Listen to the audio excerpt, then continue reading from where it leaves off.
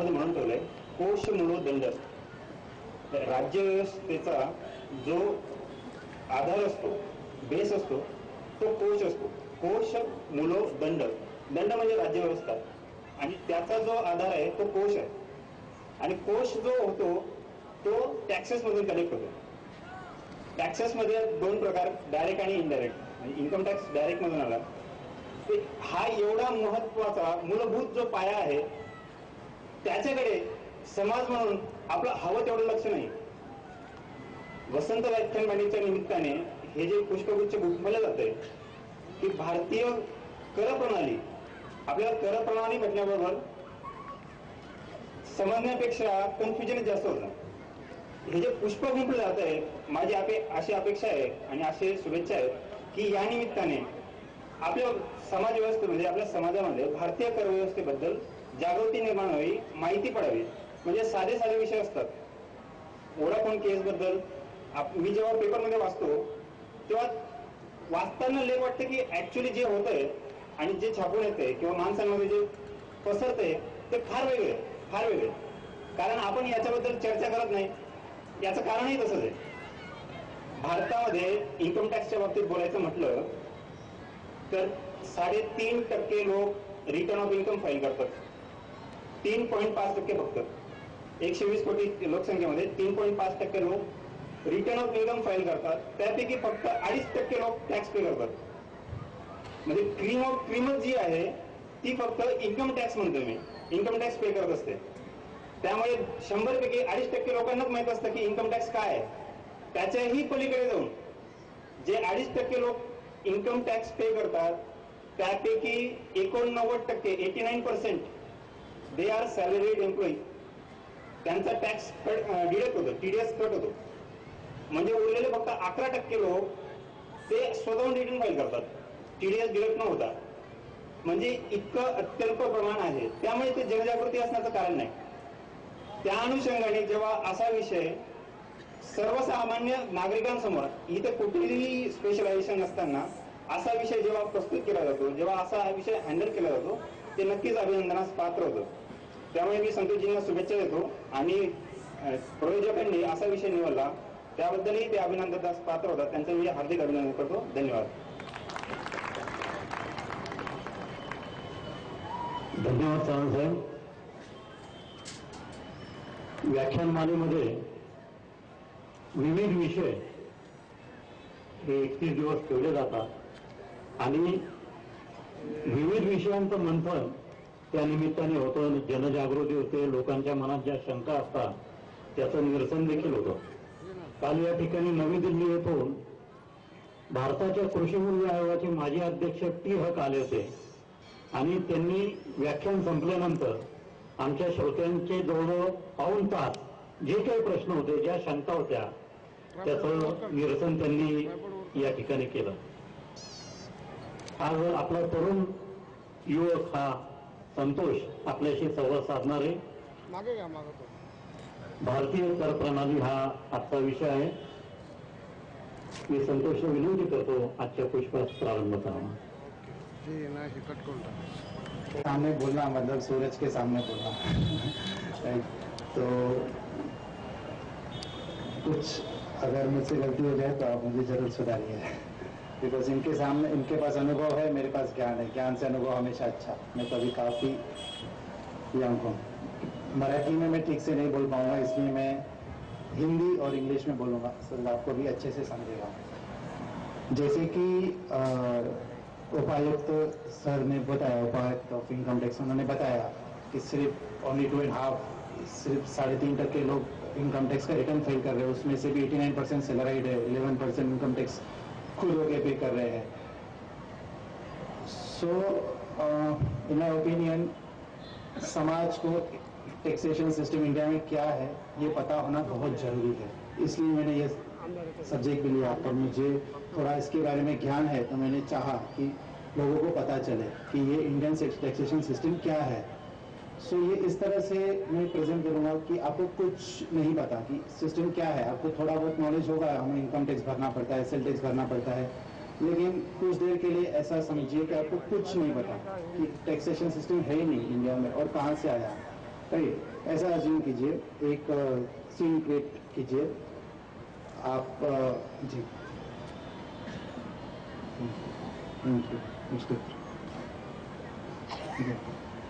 ऐसे अज्यूम कीजिए कि आप एक बिजनेसमैन है, एक मैन्युफैक्चरर है, जो भी आपका प्रोफेशन है, आप सैलराइड पर्सन है, प्रोफेशन है, या सिंपली एक बिजनेसमैन है, शॉप पे बैठे हैं, अपनी दुकान पे बैठे हैं, माल आ रहा है, जा रहा है, मैन्युफैक्चरिंग हो रहा है, बेच रहे हैं।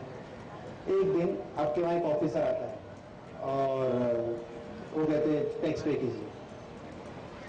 सो पहली बात तो आप फोन करोगे अपने सीए को, कोई आए है ओके। सो अज्यूम कीजिए कोई टैक्स नहीं है, so it's completely tax free country, और अब यहाँ पे टैक्स लगना शुरू होगा। ओके, सो कैसे टैक्स लगना शुरू हुआ, किस तरह से टैक्स लगता है, कौन टैक्स लगाता है, ये सब सवालों के जवाब अब ये बिजनेसमैन उस ऑफिसर को पूछेगा। ओके, सो अज्यूम कीजिए एक शॉप है, बिजनेसमैन है, वहां पे एक ऑफिसर आया और उस ऑफिसर ने बोला कि टैक्स पे कीजिए।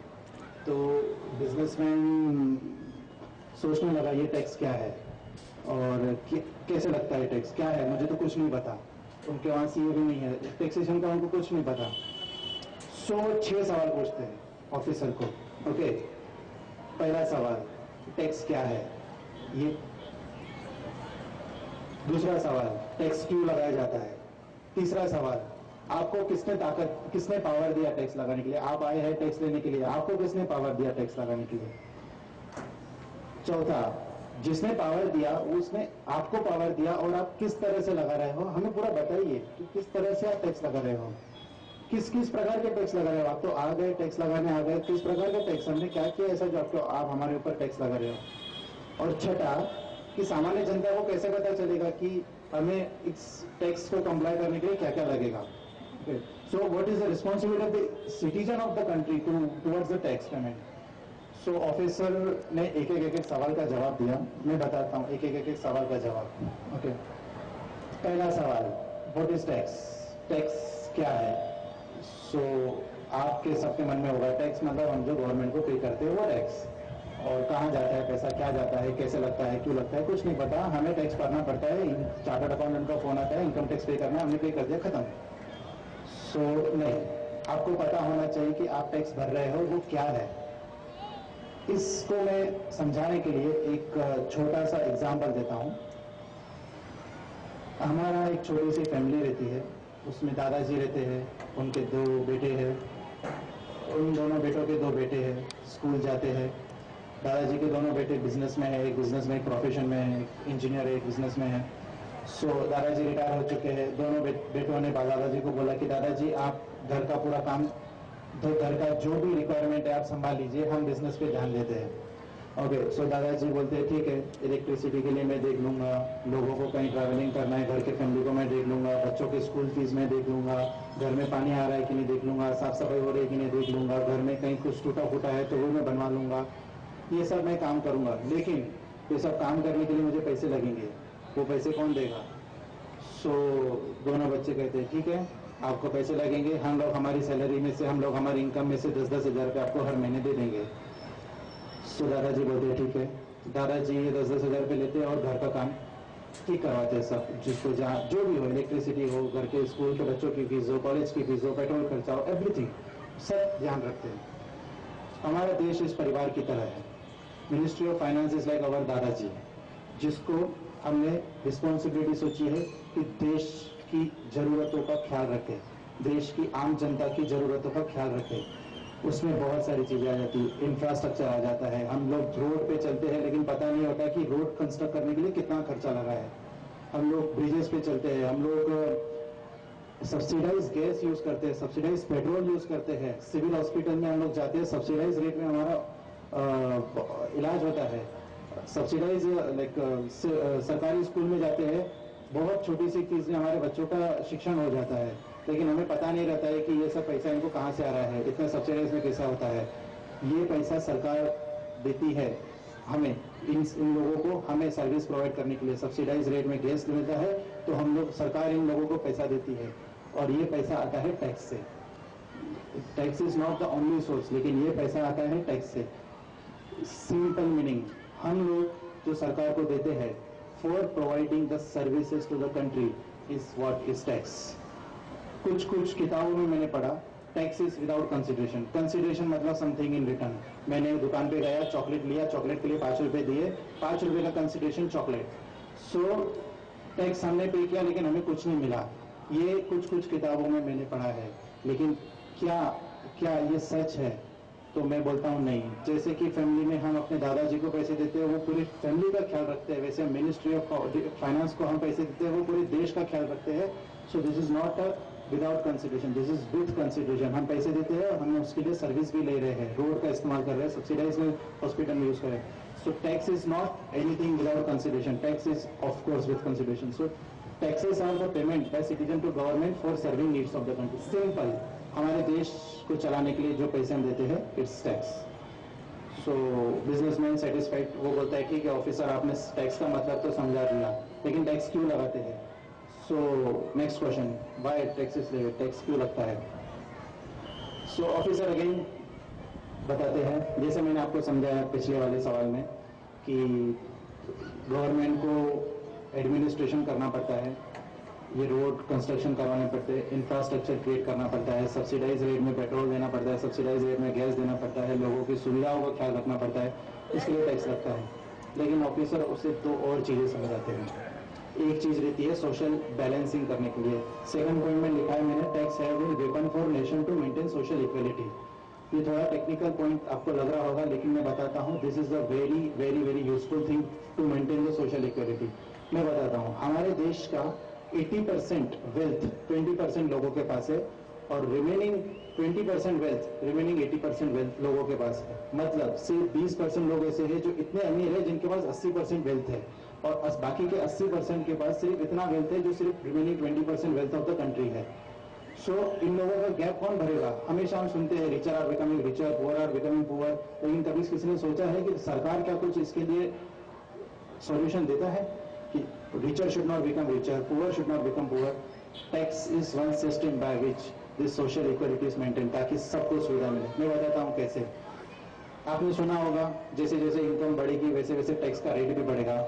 आपकी इनकम 5 लाख के ऊपर गई 20%, 10 लाख के ऊपर गई 30%, और आपकी इनकम 2.5 लाख के अंदर गई तो कोई टैक्स पे नहीं करना पड़ेगा, टुडेज रेट। ओके, सो आपने कभी इसलिए सोचा नहीं होगा कि this is the measure of it's a weapon for maintaining social equality. जो गरीब लोग हैं उनसे टैक्स ना लेके, जो अमीर लोग हैं उनसे हाई रेट पे टैक्स लेके, और पूरे देश को, इवन पूरे देश को नहीं, मैं तो बोलूंगा मेजरली गरीबों को सुविधा प्रोवाइड करना, ये है टैक्स का काम। आप देखिए, अगर किसी इंसान की इनकम 30 लाख है, so he will pay tax at the rate of 30%, और उसके ऊपर 9 लाख रुपए टैक्स लगेगा। लेकिन किसी की इनकम अगर सिर्फ 2.5 लाख रुपए, उसके ऊपर टैक्स नहीं लगेगा, लेकिन जो 9 लाख रुपए कलेक्ट किए हुए वो पूरे देश के लिए यूज होंगे। स्पेसिफिकली मैं बोलता हूँ मेजरली वो गरीब के लिए यूज होंगे। इसका मतलब है इससे सोशल इक्वलिटी मेंटेन होती है, अमीरों का पैसा गरीबों की तरफ ट्रांसफर होता है। So tax is the method of maintaining the social equality. One more, third point, taxes are source of administrating business in the country. आपने कभी सुना होगा what is gross domestic product, GDP. Like GDP is simple term, हमारे देश ने पूरे साल के अंदर कितना कमाया, कितना प्रोडक्शन किया, कितना एक्सपेंडिचर किया, देयर आर डिफरेंट। जीडीपी मतलब आप अपने देश में सिंपल भाषा में कितना कमाया। ओके, अब टैक्सेशन सिस्टम में कुछ कुछ एक्ट्स ऐसे हैं जो हमें बुक्स ऑफ अकाउंट मेंटेन करने के लिए बोलते हैं, जो हमें रिकॉर्ड्स मेंटेन करने के लिए बोलते हैं, जिससे पता चलता है कि हमने इनकम कितना कमाया है। ओके, सो गवर्नमेंट को, अगर ऑफ कोर्स ये सबके लिए एप्लीकेबल नहीं है, लेकिन एक बार का अज्यूम कर लेते हैं कि अगर सब लोगों ने अपने रिकॉर्ड्स प्रॉपरली मेंटेन करे और टैक्सेशन लॉ के विद इन फुलफिल करे, तो सब लोगों की इनकम हम जान सकते हैं कि हर इंसान ने कितना इनकम किया है, और सबको क्लब करें तो हम जान सकते हैं कि पूरे देश ने कितना इनकम कमाया है, और वो एक्यूरेट फिगर रहेगी। आज की डेट में फिगर्स आती है, लेकिन कितना उसके अंदर ऑथेंटिसिटी है ये किसी को पता नहीं रहता है, और कोई बॉलर भी नहीं होता है। जीडीपी बढ़ रहा है, ठीक है बढ़ रहा है तो बढ़ रहा है, हम हमारा काम करते हैं, बट नहीं, अगर हम प्रॉपर टैक्स का कंप्लायंस करें तो देश को भी फायदा होगा, और हमें भी पता चलेगा कि रियल में हम कितना कमा रहे हैं और हमारी वजह से देश को कितना कंट्रीब्यूट हो रहा है। So this is also one of the source, one of the reason why taxes are levied. This is not the reason, but ये एक पर्पस है जो टैक्सेशन सिस्टम हमारा प्रोवाइड करता है कि आप टैक्सेशन सिस्टम के थ्रू देश का जीडीपी भी कैलकुलेट कर सकते हैं. सो अगेन शॉप पे आ जाते हैं, वो ऑफिसर और बिजनेसमैन की बात चल रही है. सो बिजनेसमैन ने बोला ठीक है, ये भी अनसेटिस्फाइड कि टैक्स क्यों लगता है, आप लोग खर्चा करते हैं देश के लिए, सो मेजरली उसके लिए टैक्स लगाते हैं, रेडी टू पे टैक्स. लेकिन मुझे बताइए कि आपको पावर किसने दिया टैक्स लगाने के लिए? आप आ गए हैं, आपको किसने पावर दिया टैक्स लगाने के लिए? So again question, who has given power to levy tax? So इसके लिए डिस्कशन थोड़ा टेक्निकल जाएगा, आपको थोड़ा ध्यान देना पड़ेगा. Who has given power to levy tax, इसके लिए आपको थोड़ा सा समझना पड़ेगा इंडियन कॉन्स्टिट्यूशन को, भारताच्या संविधान को, कि इंडियन कॉन्स्टिट्यूशन क्या है. इंडियन कॉन्स्टिट्यूशन ये एक भारत का सुप्रीम लॉ ऑफ कंट्री है. इसका मतलब ऐसा, इंडिया में जो भी टैक्स बनेंगे, एवरीथिंग, जो भी टैक्स बनेंगे, आपके पास इतने सारे राइट्स है, वो सब इंडियन कॉन्स्टिट्यूशन से आया है, और इतनी सारी रिस्पॉन्सिबिलिटी है टू फुलफिल द लॉ, वो इंडियन कॉन्स्टिट्यूशन से आया है. इंडिया में जो भी टैक्स बनेगा उसका पावर कॉन्स्टिट्यूशन में होना चाहिए. अगर कॉन्स्टिट्यूशन ने बोला हाँ इस चीज के लिए लॉ बन सकता है, तो फिर उस चीज के लिए लॉ बनेगा, अदरवाइज लॉ नहीं बन सकता. अगर उस कॉन्स्टिट्यूशन में नहीं है तो पहले कॉन्स्टिट्यूशन को अमेंड करना पड़ता है, उसके अंदर वो पावर डालनी पड़ती है, उसके बाद उसके ऊपर लॉ बनाया जाता है. इसका मतलब constitution is the supreme court of law. अब टैक्स लगाना है इज ऑल्सो अ रिस्पॉन्सिबिलिटी, ये हमारे लिए कंप्लायंस है, हमारे लिए जिम्मेदारी है, तो इसका पावर भी कहीं ना कहीं कॉन्स्टिट्यूशन में होना चाहिए. तो ऑफिसर बोलता है कि हाँ इसका पावर कॉन्स्टिट्यूशन में है. तो बिजनेसमैन बोलता है ठीक है, बताइए कॉन्स्टिट्यूशन क्या है. So basically constitution is the supreme law of country. Her act, her law जो पास होता है वो कॉन्स्टिट्यूशन से आता है. थोड़ा सा हिस्ट्री जान लेते हैं कॉन्स्टिट्यूशन के बारे में. After our independence 15th of August 1947 independence हुआ. Within 14 days 29th of August 1947 एक ड्राफ्टिंग कमेटी बनी, जिसके हेड थे श्री डॉक्टर बाबा साहेब आम्बेडकर, भारत रत्न श्री डॉक्टर बाबा साहेब आम्बेडकर, और 7 लोगों की कमेटी थी, और उन्होंने इंडियन कॉन्स्टिट्यूशन ड्राफ्ट किया, बनाया. ड्राफ्ट करने के लिए 2 साल लगा. 2 साल के बाद 26 नवंबर 1949 को भारत लोकशाही के लिए, मतलब एक कॉन्स्टिट्यूशन रेडी हुआ. लोकशाही तो हमें 26 जनवरी को मिली, लेकिन ये हमारा कॉन्स्टिट्यूशन एक्सेप्ट किया इंडिया ने कि हाँ हम इस कॉन्स्टिट्यूशन को एक्सेप्ट करते हैं, इसमें जो भी चीजें लिखी हुई है उसके लिए हमें मान्यता दी है, जो भी चीजें लिखी है हम उसे मानेंगे. सो 26 नवंबर को इंडियन कॉन्स्टिट्यूशन आ गया. This is little bit history. उस टाइम पे इंडियन कॉन्स्टिट्यूशन में प्रीएम्बल था. प्रीएम्बल मतलब प्रस्तावना. थोड़ा सा माहिती कि इंडियन कॉन्स्टिट्यूशन क्या है. 395 आर्टिकल्स थे, 8 शेड्यूल्स थे. क्या है देखेंगे, अभी नहीं, सिर्फ इतना समझिए. 395 आर्टिकल्स थे, 8 शेड्यूल्स थे, और इंडिया का constitution is consider as the largest written constitution in the world. सबसे बड़ा कॉन्स्टिट्यूशन है. सो देश भी बड़ा है, लोगों को संभालने के लिए कॉन्स्टिट्यूशन भी बढ़ाना पड़ेगा. ओके. सो वो ऑफिसर बोलता है तो हमें ये कॉन्स्टिट्यूशन के बारे में माहिती आ गई. तो वो ऑफिसर बोलता है, बिजनेसमैन बोलता है ठीक है, आपके पास आपने बताया कॉन्स्टिट्यूशन क्या है, लेकिन टैक्स लगेगा, इसका भी पावर फिर कॉन्स्टिट्यूशन में होना चाहिए. सो कहाँ है पावर, आप बताइए. ऑफिसर बोलता है हाँ मैं आपको पावर बताता हूँ कि इंडियन कॉन्स्टिट्यूशन में टैक्स लेवी करने का पावर क्या है. आर्टिकल नंबर 265 कहता है कॉन्स्टिट्यूशन का, no tax shall be levied under the authority of the law. Okay. ये ऑफिसर ने बिजनेसमैन को बताया. आर्टिकल नंबर 265 में ऐसा लिखा है, no tax shall be levied under authority of the law. So businessman तो खुश होगा, वो तो बोलेगा ये तो बोल रहा है टैक्स नहीं लगाना पड़ेगा, अगर आपके पास लॉ नहीं होगा तो टैक्स लगाने के तो लॉ लगाना पड़ेगा. सो वो बोलता है कि आपके पास लॉ कहाँ है. तो ऑफिसर बोलता है हाँ मेरे पास अभी तो लॉ नहीं है, लेकिन मैं लॉ बना के आऊंगा, उसके बाद आपको टैक्स लगाना पड़ेगा, आपको टैक्स भरना पड़ेगा. सो बिजनेसमैन बोलता है ठीक है लॉ लेके आए, उसके बाद हम टैक्स पे करेंगे, अभी तो बताइए कि आपके पास लॉ कहाँ है. So officer is little bit confuse. वो बोलता है कि हाँ मुझे टैक्स लगाना है तो लॉ बनाना पड़ेगा. सो वो कॉन्स्टिट्यूशन पढ़ना स्टार्ट करता है. आर्टिकल नंबर 265 उसने देखा. आर्टिकल नंबर 265 में लिखा है no tax shall be levied और collected except under the authority of the law. So बोलता है मुझे लॉ बनाना पड़ेगा पहले टैक्स लगाने के लिए. सो वो लॉ बनाने के लिए पूरा पढ़ता है कॉन्स्टिट्यूशन, और उसे पता चलता है लॉ बनाने की पावर दी है आर्टिकल नंबर 245 में। आर्टिकल नंबर 245 पार्लियामेंट को पावर देता है और स्टेट लेजिस्लेटर को पावर देता है कि अगर लॉ बनाना है तो पार्लियामेंट के पास जाइए, पार्लियामेंट लॉ बना सकता है जो एप्लीकेबल रहेगा कंप्लीट इंडिया को, और स्टेट लेजिस्लेचर लॉ बना सकता है जो एप्लीकेबल रहेगा कंप्लीट स्टेट को।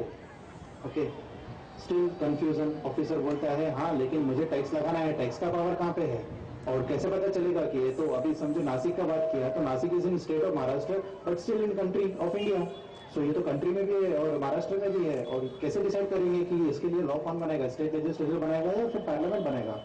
So again confusion. तो आर्टिकल नंबर 245 के बाद आता है आर्टिकल नंबर 246। आर्टिकल नंबर 246 ने अलोकेशन किया हुआ है of subjects. This is something going technical, थोड़ा सा आपको ध्यान देना पड़ेगा। आर्टिकल नंबर 246 ने अलोकेशन किया हुआ है सब्जेक्ट्स का कि किस सब्जेक्ट के ऊपर किसके पास पावर है लॉ बनाने के लिए। सो आर्टिकल नंबर 246 पढ़ने के बाद पता चलता है कि आर्टिकल नंबर 246 ने एक शेड्यूल बनाया हुआ है। शेड्यूल के अंदर 3 लिस्ट दी हुई है। अगर लिस्ट 1 में कोई चीज है तो उसको यूनियन मतलब पार्लियामेंट लॉ बना सकती है। शेड्यूल 2 में कोई चीज दी हुई है, इसका मतलब स्टेट लेजिस्लेचर उसके लिए लॉ बना सकता है, और शेड्यूल 3 में कोई चीज दी हुई है तो उसके लिए दोनों बना सकते हैं। शेड्यूल 3 को बोलते हैं कॉन्करेंट लिस्ट।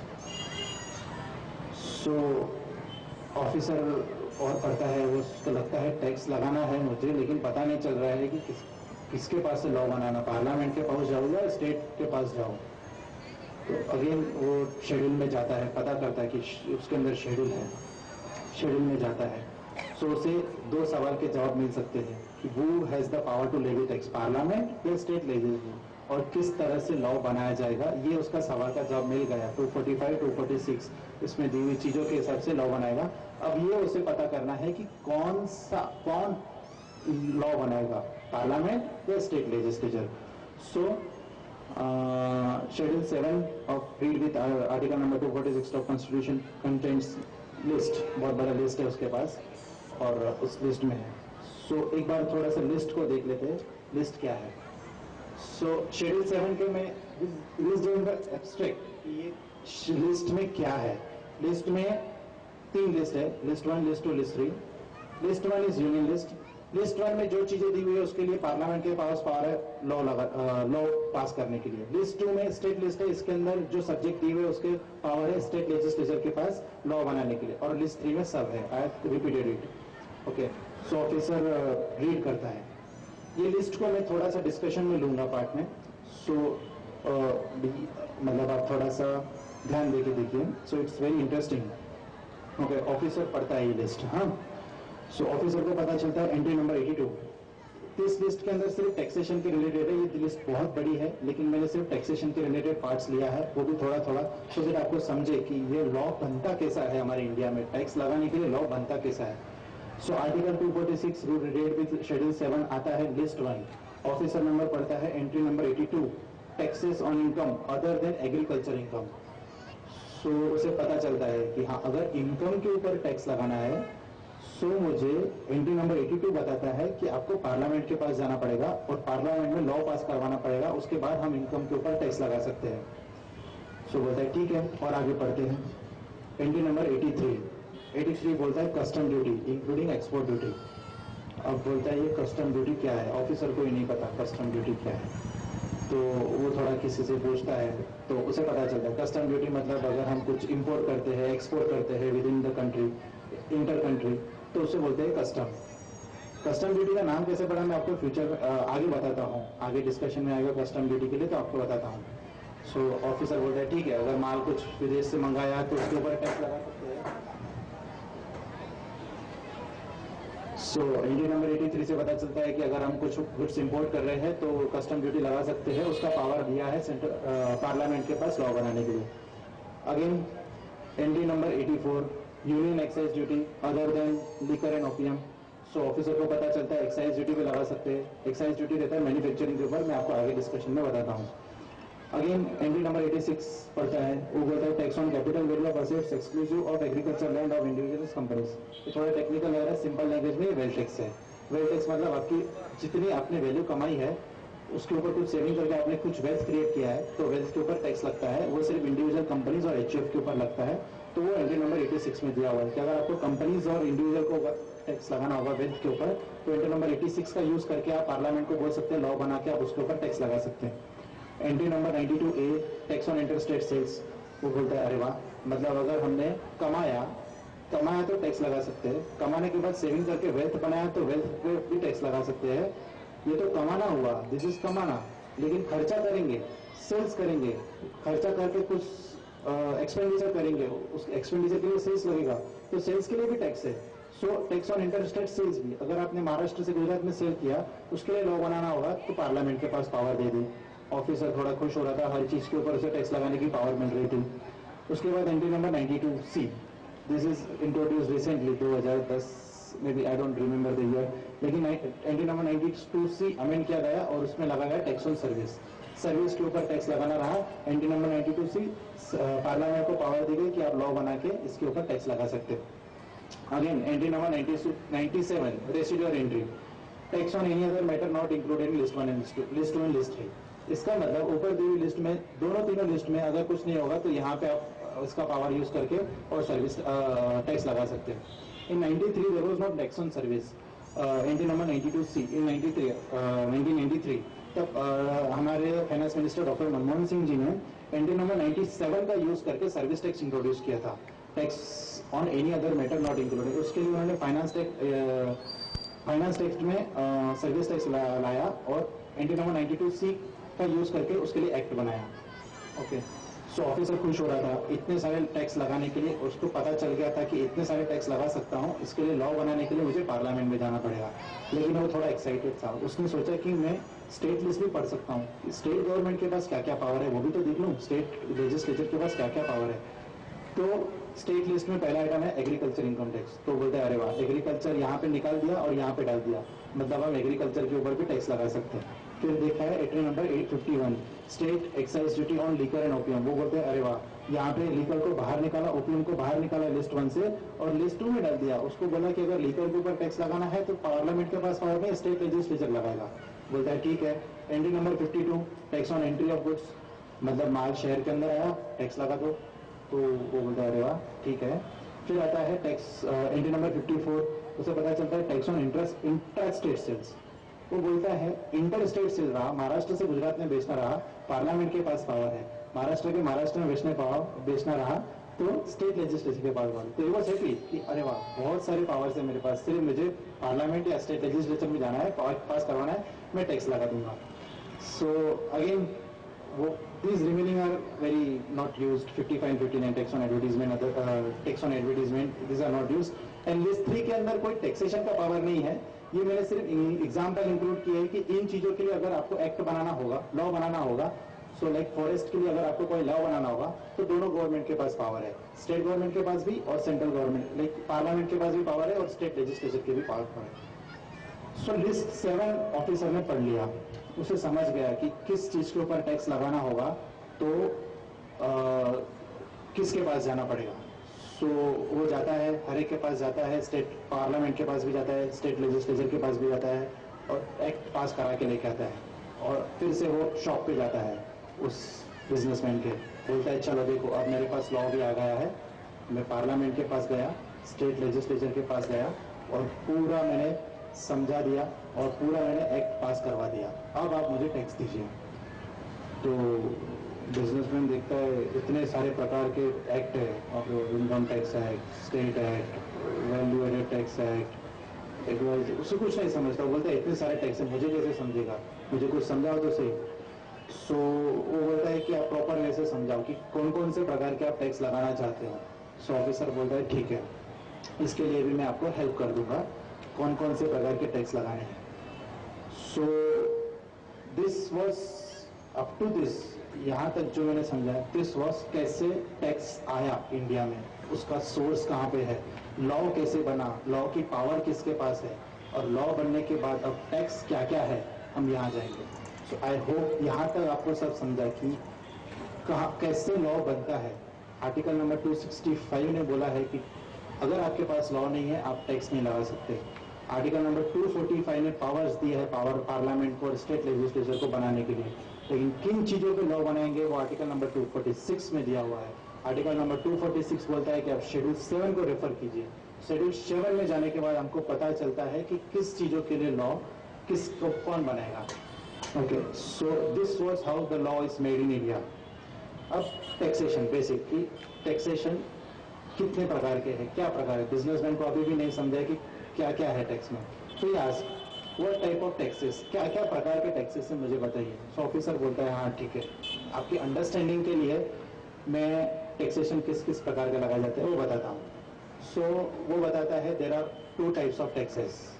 ओके, उसने टैक्स के 2 भाग किए हैं, one is direct tax, one is indirect tax. Simple language, आपकी आमदनी के ऊपर जो टैक्स लगता है, major it's not a foolproof definition, लेकिन सिंपल आपकी आमदनी के ऊपर जो टैक्स लगता है वो डायरेक्ट टैक्स। पैसा आते टाइम जो टैक्स लगता है वो डायरेक्ट टैक्स, पैसा जाते टाइम जो लगता है वो इनडायरेक्ट टैक्स। सिंपल लैंग्वेज, हम लोगों की इनकम के ऊपर जो टैक्स लगता है डायरेक्ट टैक्स, एक्सपेंडिचर के ऊपर जो टैक्स लगता है इनडायरेक्ट टैक्स। कमाया तो भी टैक्स, खर्चा किया तो भी टैक्स।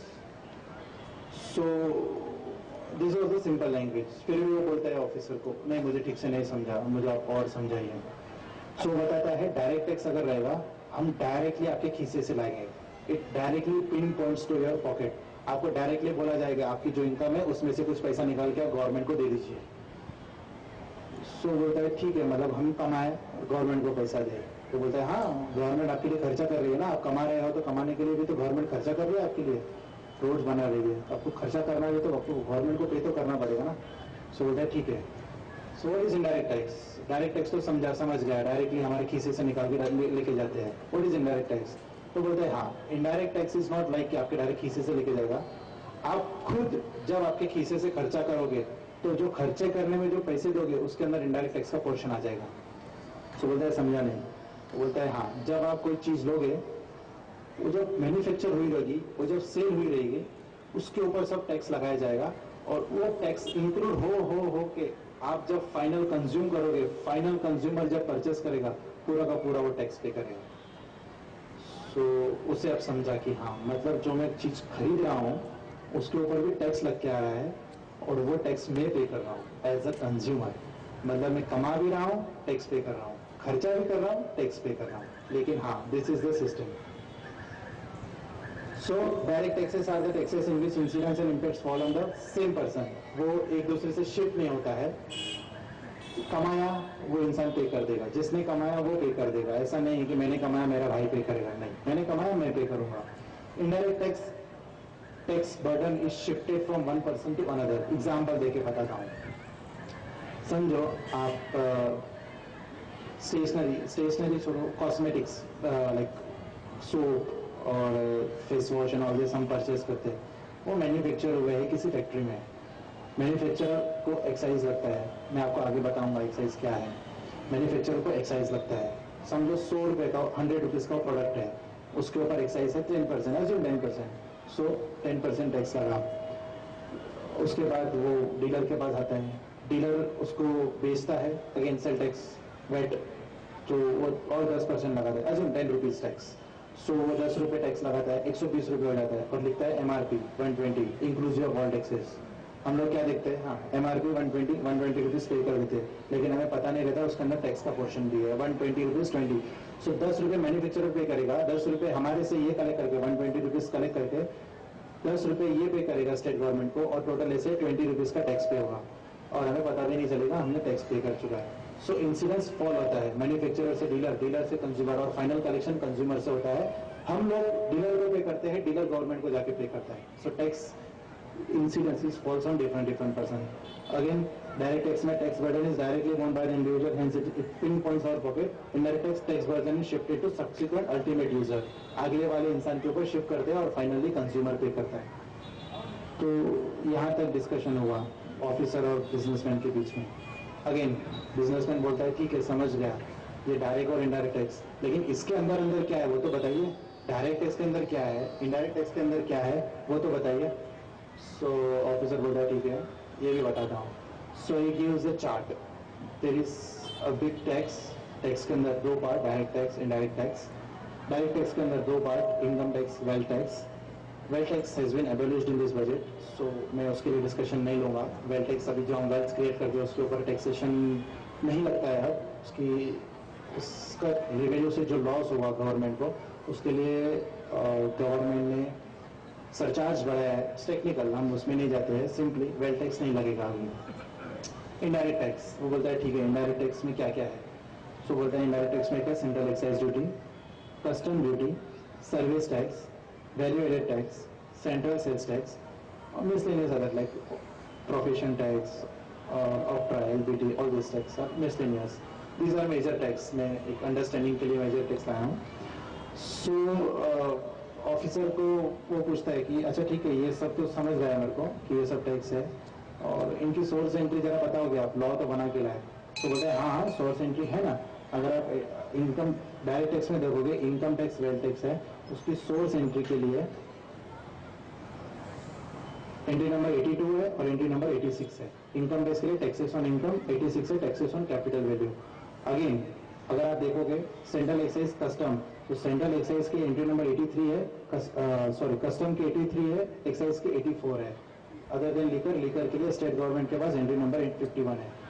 सो ऑफिसर बोलता है हाँ ठीक है ये तो मुझे समझ गया कि हाँ सबकी एंट्री तो दिख रही है, आप लॉ भी बना के लाए हैं, लेकिन मुझे बताइए इसके अंदर क्या क्या है। ये तो सिर्फ अपने नाम बता दिए, इसके अंदर क्या क्या है, कब मुझे कौन सा टैक्स लगेगा। ओके, सो वो पूछता है ऑफिसर को कि भाई ये बताइए इन सब टैक्सेस के बारे में, ये कब मुझे कौन सा टैक्स लगेगा। सो अगेन ऑफिसर बोल रहा है ठीक है मैं एक एक एक्ट आपको एक्सप्लेन करता हूँ, कि एक एक टैक्स आपको एक्सप्लेन करता हूँ, उसमें आपको यह बताऊंगा कि कौन सा एक्ट आपको एप्लीकेबल है, हमने इस टैक्स लगाने के लिए कौन सा एक्ट पास किया हुआ है, उस टैक्स को, उस एक्ट को मॉनिटर करने के लिए कौन सी हायरार्की है जो उस टैक्स को मॉनिटर करती है। तीसरा पॉइंट है टैक्सेबल इवेंट बताऊंगा मैं, मतलब taxable event is a very important event for levy of tax.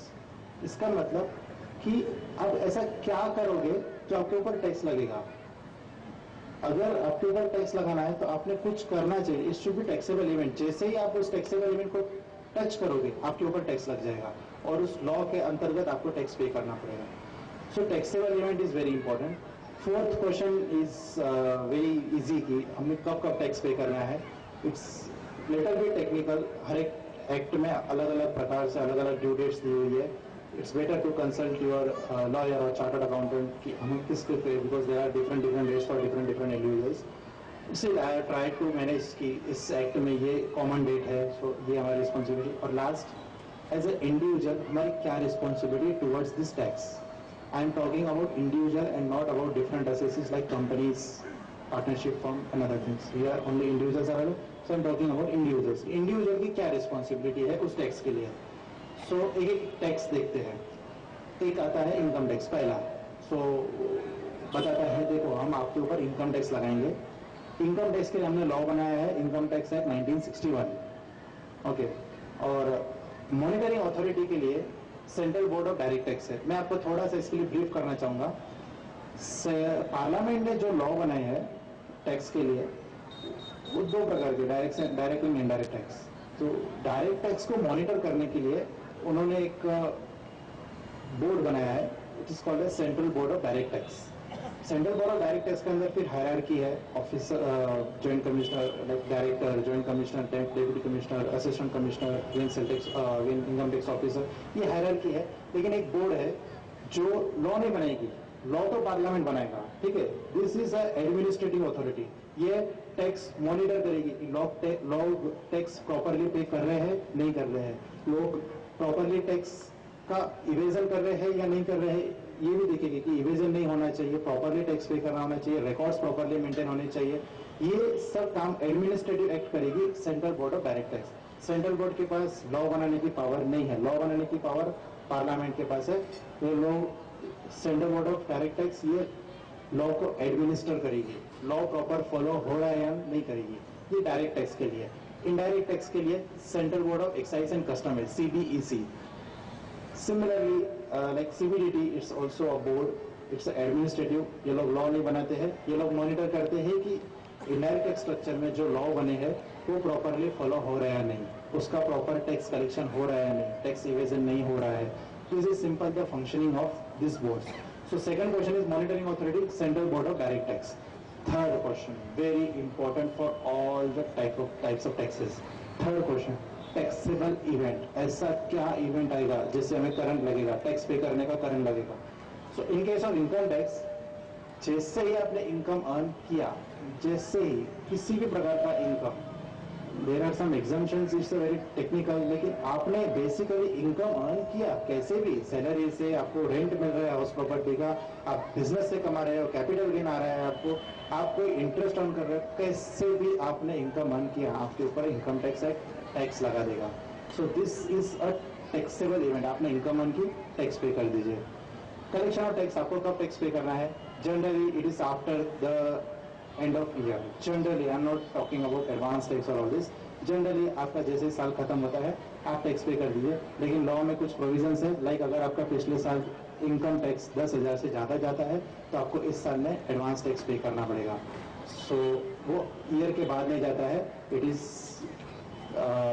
It's due dates are 15 सितंबर, 15 दिसंबर and 15 of March. So advance tax छोड़ दिया, अगर एडवांस टैक्स को साइड में रखिए तो जनरली आपका साल खत्म होता है आप टैक्स पे कर दीजिए. Okay, what is the compliance for individual? आपको क्या करना है as a individual? Proper time पर टैक्स पे करना है, रिटर्न फाइल कर देना है, slip fail, pay the tax, file the return, slip fail, not an issue. आपको कोई ऑफिसर तंग नहीं करेगा अगर आपको प्रॉपर टैक्स का पेमेंट किया है और रिटर्न फाइल कर दिया तो. Return is what? अब ये सवाल आता है कि व्हाट इज रिटर्न. आप बोल रहे हैं कि रिटर्न फाइल कर देना पड़ता है. रिटर्न इज समथिंग जिससे हम इंफॉर्मेशन देते हैं this central board of direct tax को कि हमने जो टैक्स, हमारी इनकम इतनी है और हमने जो टैक्स पे किया है वो हमारी इनकम के हिसाब से है, और जो टैक्स पे किया है उसकी इंफॉर्मेशन नीचे हिसाब से दी हुई है, वो फॉर्म रहता है, उसमें दी हुई है, रिटर्न रहता है. सो गवर्नमेंट को पता चलता है कि इस इंसान ने प्रॉपर टैक्स पे किया है या नहीं. अगर समझो आपने सिर्फ टैक्स पे कर दिया और बताया नहीं कि आपकी इनकम क्या है, कितनी है, क्या है, गवर्नमेंट को कैसे पता चलेगा कि आपने टैक्स प्रॉपर पे किया है नहीं? उसके लिए रिटर्न लगता है. So there are two liabilities upon you. First to pay tax and to inform to the government that you have paid the correct tax via return. So this is what is return. It's applicable in all acts. आपको return file करना ही पड़ेगा, otherwise कैसे पता चलेगा कि आपने tax correct पे किया. सो this is brief about income tax. Income tax act के हिसाब से आएगा. Central board of direct tax उसकी मॉनिटरिंग अथॉरिटी है. Taxable event very important. आपने जैसे ही इनकम अर्न किया टैक्स लग गया, final tax after the end of the year पे करना है. Again I am going towards now other tax. Other is wealth tax, but wealth tax has been abolished, so I don't think so I should discuss on it. So आगे जाते हैं. ये direct tax का part हो गया. अब थोड़ा आते हैं इनडायरेक्ट टैक्स के part. Central excise duty. First central excise duty indirect tax में. इसके लिए एक्ट है central excise act 1944. So of course कोई भी टैक्स लगाने के लिए एक्ट लगता है, सो इसके लिए एक्ट है सेंट्रल एक्साइज एक्ट 1944. इसके लिए monitoring authority as it is indirect tax, its act is passed by parliament, so central board of excise and customs, its monitoring authority. Third is taxable events. So again very important. आपने ऐसा कौन सा event touch किया जिससे आपके ऊपर excise लग जाएगा? Taxable event in case of central excise is manufacturing of goods. आपने कोई भी प्रकार की चीज मैन्युफैक्चर किया उसके ऊपर एक्साइज ड्यूटी लग जाएगा और आपको एक्साइज ड्यूटी पे करना पड़ेगा. हाँ, there are some exemptions available like small service provider. अगर आपका मैन्युफैक्चरिंग का वैल्यू 1.5 करोड़ रुपए तक है, so you are exempted. This is what is basic exemption. अगर आप, ये लोग छोटे स्मॉल मैन्युफैक्चरर को नहीं पकड़ सकते कि भाई वड़ा पाव बना रहा है उसके ऊपर भी सेंट्रल एक्साइज लगा दो, उसने वड़ा पाव बनाया ना, इट्स मैन्युफैक्चरिंग, उसने ब्रेड में से वड़ा पाव बनाया. सो वो इतने छोटे लोगों को नहीं पकड़ सकते. सो उन्होंने एक बेसिक एग्जम्पशन दे दिया. 1.5 करोड़ रुपीज तक अगर आप मैन्युफैक्चरिंग करते हो आपके ऊपर सेंट्रल एक्साइज नहीं लगेगा. 1.5 के ऊपर गए यू हैव टू पे the excise duty. Okay, so again collection of tax. अगर आपको समझो सेंट्रल एक्साइज एप्लीकेबल होता है, लाइक आपका अगर कोई फैक्ट्री है, आप रियली लार्ज स्केल पे मैन्युफैक्चरिंग करते हो, सो इन दैट केस आपको सेंट्रल एक्साइज पे करना पड़ता है 5th और 6th ऑफ द नेक्स्ट में. अगर आप मैनुअल पेमेंट कर रहे हो तो 5th ऑफ द नेक्स्ट में, ऑनलाइन पेमेंट कर रहे हो तो 6th of the next month, not May, next month. Okay, compliance again, pay tax, maintain proper books of account to file the returns completely, slip fail, not an issue at all. So this was excise. Excise का basic taxable event अगर आपने याद रखा, it's enough आपके general knowledge के लिए कि अगर कोई भी इंसान मैन्युफैक्चर करता है ऑफ गुड्स का मैन्युफैक्चरिंग होना, ये एक टैक्सेबल इवेंट है एक्साइज ड्यूटी लेवी करने का. So this is the brief of excise duty. Again coming to custom. अब थोड़ा सा मैं कस्टम के लिए बताता हूँ कि इसका नाम कस्टम क्यों पड़ा. बिकॉज कस्टम मतलब हम सोचते हैं कि यार कस्टम मतलब जो जूने जमाने से आता है, इट्स अ ट्रेडिशन, जो चलता आ रहा है, परंपरा है, उसको बोलते कस्टम. इसका नाम कस्टम क्यों पड़ा. सो अब अगर आप थोड़ा सा हिस्ट्री में जाओगे, जब राजाओं का जमाना होता था, तब अगर मैं एक राज्य से दूसरे राजा के राज्य में जाके व्यापार करना चाहता हूँ, सो यहाँ से मैं कुछ चीजें लेके जाता था और वहां जाके बेचता था, तो तब उस जमाने में एक कस्टम थी, एक परंपरा थी, एक ट्रेडिशन था कि वो व्यापार करने के लिए हम राजा को कुछ ना कुछ भेंट वस्तु देते थे कि राजा हम आपके राज्य में आ रहे हैं, हम आपके राज्य में कुछ व्यापार कर रहे हैं, आपके राज्य की जनता का पैसा लेके जा रहे हैं, मतलब लेके चीजें देके और आपकी जनता के उपयोग से हम कुछ कमा रहे हैं, सो हम आपको ये भेंट वस्तु देते हैं. सो इट इज कस्टम वहां से चलता आ रहा है कि अगर आपने कुछ दूसरे के राज्य में जाके, दूसरे के नेशन में जाके, दूसरे के एरिया में जाके अगर आपने कुछ बेचा, उसके ऊपर आपको कुछ राजा को देना पड़ेगा. आज हमारे देश में हमारे लिए राजा तो गवर्नमेंट है. अगर हम कुछ दूसरे देश से मंगा के और इस देश में बेच रहे हैं, या इस देश से निकाल के दूसरे देश में जाके बेच रहे हैं, तो हमें कस्टम ड्यूटी पे करना पड़ेगा. So this is the taxable event for custom duty. अगर हमने कोई चीज इंपोर्ट किया, कस्टम ड्यूटी पे करो. अगर हमने कोई चीज एक्सपोर्ट किया, कस्टम ड्यूटी पे करो. सो टैक्सेबल इवेंट इज देश से माल बाहर जाना, देश से माल अंदर आना. Okay, again governing law customs act 1962. Monitoring authorities, Central Board of Excise and Customs, because it is laid by Parliament, 19 number 83. Taxable event, import and export of goods, collection of tax. हाँ, इसके अंदर collection of tax रहता है. जैसे ही आप goods लाते हो, उसके लिए आपको एक डॉक्यूमेंट फाइल करना पड़ता है, which is bill of entry, कि आपने ये गुड्स इंपोर्ट किया है, उसके रिलेटेड इंफॉर्मेशन देनी पड़ती है. It's not return, it's a bill of entry, कि आपने ये गुड्स इंपोर्ट किया, इसकी वैल्यू इतनी इतनी है, हमारा टोटल कंसाइनमेंट इतने का है.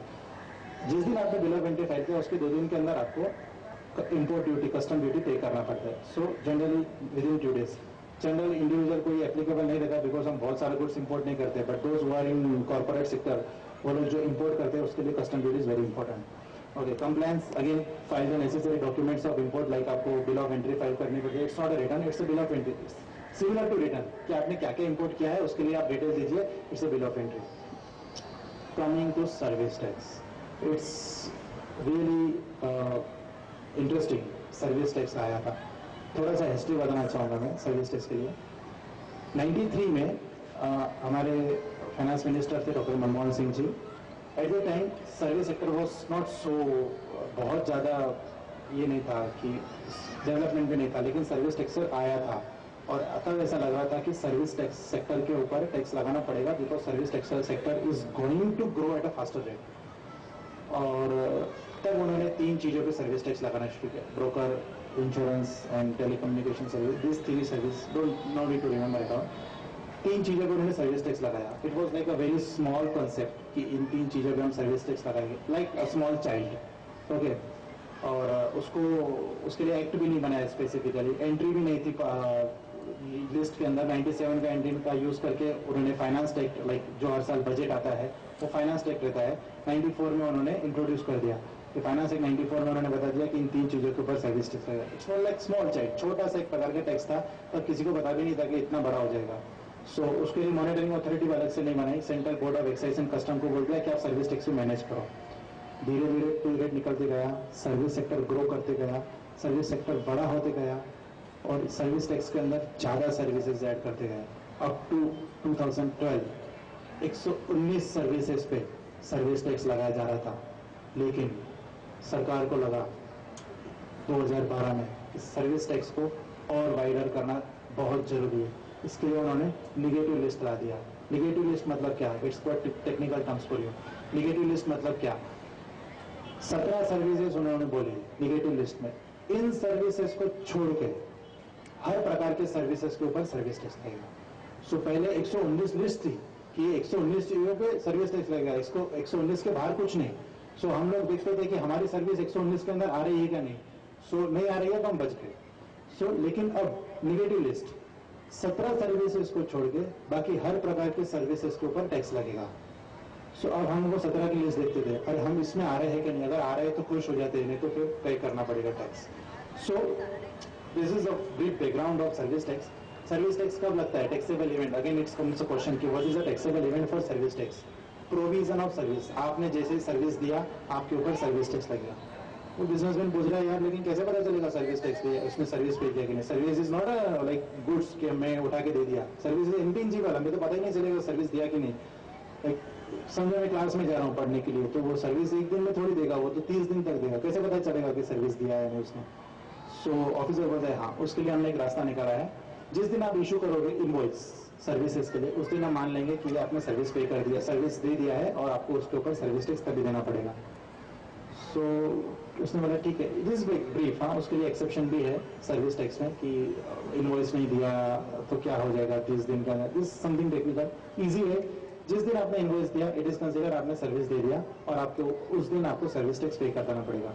उस दिन इन द सेंस 5th और next 6th of the next month, उस मंथ खत्म हो जाए, उस मंथ का टोटल कैलकुलेट कर दीजिए आपने किस किस प्रकार के इनवॉइसेज इशू किए, उसके ऊपर सर्विस टैक्स कैलकुलेट कर लीजिए। अगले महीने के 5th, अगर मैनुअल पे करते हो 5th, ऑनलाइन पे करते हो तो 6th तक पे कर दीजिए। Again compliance for individual, pay the tax, file the service tax return, खत्म। So it's not an issue. Service tax pay कीजिए प्रॉपर, सर्विस टैक्स का रिटर्न फाइल कर दीजिए, खत्म। अगला आता है value added tax. It's a kind of sale tax. Value added tax is a sale tax. So सवाल आया, मैन्युफैक्चरिंग किया तो टैक्स, सर्विस दिया तो टैक्स, इंपोर्ट किया टैक्स, कमाया टैक्स, अब माल बेचा तो भी टैक्स, मतलब हर प्रकार हर कुछ भी एक्टिविटी किया तो tax. So value added tax, but हाँ है, अगर आपने माल बेचा विद इन द स्टेट तो उसके लिए आपको वैट पे करना पड़ेगा and it's a part of tax only. उसके लिए गवर्निंग लॉ है Maharashtra value added tax act 2002 for state of Maharashtra.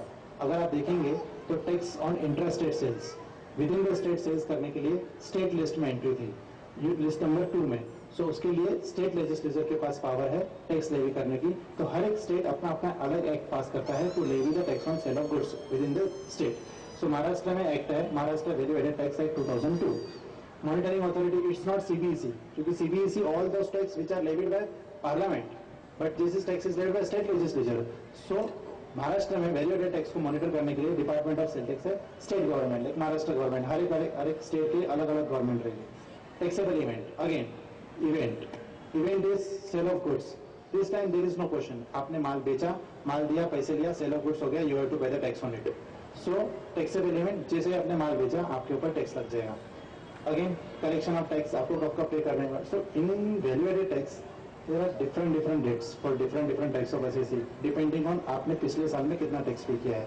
अगर आपने पिछले साल में 12,000 से ज्यादा टैक्स पे किया करना है तो आपको क्वार्टरली पेमेंट करना पड़ता है, एंड 12,000 के नीचे होगा तो 6 month. It's little bit technical, better आपको, it's not easy thing to remember. Collection of tax Maharashtra value added tax में आपको कब कब पे करना पड़ता है। Compliance, again pay the tax, file the return, slip file, okay, no need of any further compliance. लेकिन आपको रिटर्न फाइल करने के लिए proper books of account maintain करने पड़ते हैं। This is your need. हाँ, proper books of account maintain करेंगे, return will be easy, don't evade tax. Next question, central sales tax. Again अगर आपने विद इन द स्टेट बेचा तो VAT, अगर आउट ऑफ स्टेट बेचा, आपने महाराष्ट्र का माल गुजरात में बेचा, उसके लिए आपको लगेगा central sales tax.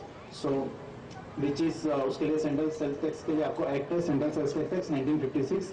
Monitoring authority है department of sales tax, state government, it's a state government. ये टैक्स लगता है सेंट्रल से, लेकिन उसका मॉनिटरिंग अथॉरिटी है सेंट्रल स्टेट गवर्नमेंट। इसका रीजन मैं बताता हूँ।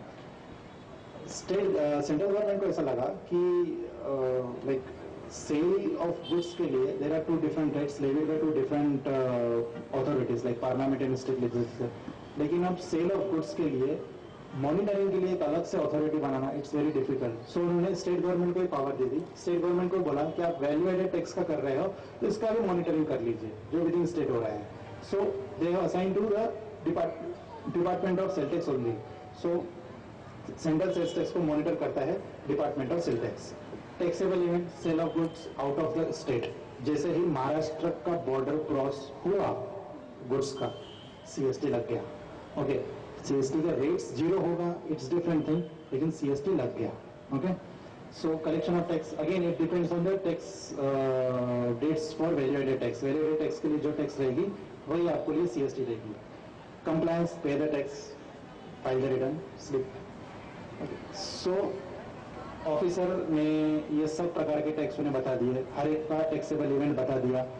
बिजनेसमैन को लगा हाँ मुझे अब थोड़ा थोड़ा समझ रहा है कि कितने प्रकार के टैक्स है और कितने कब कब मुझे कौन सा टैक्स लगेगा। इंपोर्ट करूंगा तो कस्टम, मैन्युफैक्चर करूंगा तो एक्साइज, सर्विस दूंगा तो सर्विस टैक्स, सेल करूंगा तो सेल टैक्स, ये सब लगेंगे और उसके डिटेल में उसे टैक्स एक्ट पढ़ना पड़ेगा। उसे एक्ट भी पता चल गया कि कौन सा टैक्स के लिए कौन से एक्ट है। Okay, this was something brief about what types of tax are levied. ये भी पता चलेगा कि हमारी कंप्लायंस इंडिविजुअल की क्या क्या है टू पे the tax, file the return. Of course हमें उसके लिए कंसल्ट करना पड़ता है जिसके पास पूरा डिटेल नॉलेज हो एक्ट का। So we consult the chartered accountants, lawyers और other persons like who are detail and all this things. लेकिन एज ए इंडिविजुअल आपको थोड़ा सा मैं अब टेक्निकल में लेके जाना चाहता हूँ। तो this is the brief background of GST. मैं आपको बताना चाहता हूँ कि जीएसटी जो आ रहा है, क्यों आ रहा है, उसके पीछे कुछ तो कारण होंगे। हमें क्या तकलीफ हो रही है इतने सब एक्ट से कि जो हम जीएसटी ला रहे हैं। ऑफकोर्स एक तकलीफ तो है, इतने सारे एक्ट है, कौन कौन क्या क्या कितना पड़ेगा, मतलब इतने सारे एक्ट को कंप्लाई कौन करेगा। Suppose there are multiplicity of taxes in indirect tax. Specially direct tax में तो एक ही इनकम टैक्स, इनडायरेक्ट टैक्स में there are many like you can see central excise, custom, service tax, value tax, central sales tax, miscellaneous others, profession tax भी है, tax on entry भी है, like LBT है, अफ्राई है। So there are many taxes, कौन कौन कितने कंप्लाई करेगा, क्या क्या पड़ेगा। So this is one reason. लेकिन there is one more reason कि जिसकी वजह से ऐसा लगा कि there is a need to change the tax structure in India, specially indirect tax structure.